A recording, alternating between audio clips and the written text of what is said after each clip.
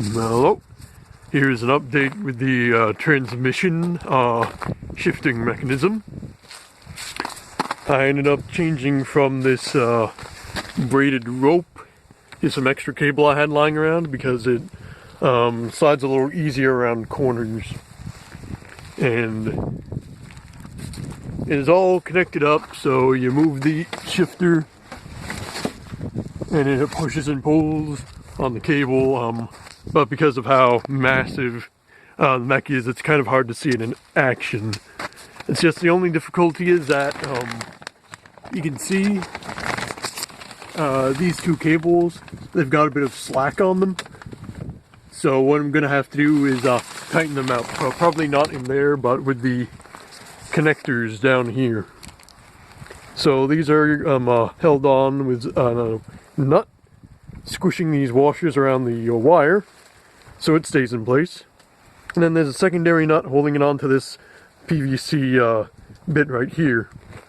That way I can just undo one nut, slip the cable off, and the cables will be attached just to the snowblower for when I take it apart during transport.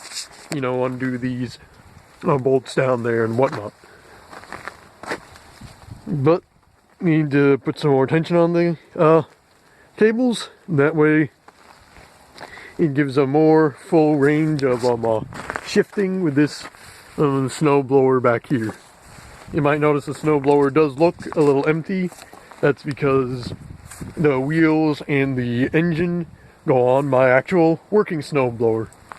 The difference between the snowblowers is, see, this is where it shoots the snow out of, and this is a square hole, so snow gets caught up in there, as opposed to my other snowblower, which has a round hole, which means snow is less likely to cramp up in all the corners and stuff.